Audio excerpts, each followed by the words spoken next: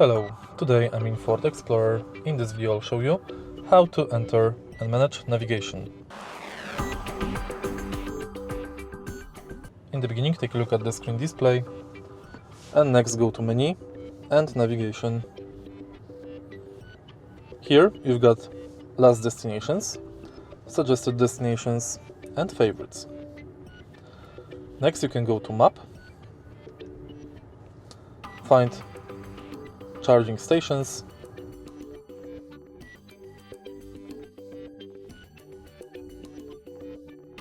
navigate through map, change map view, recenter and manage filter for charging stations. In the end you can go to settings.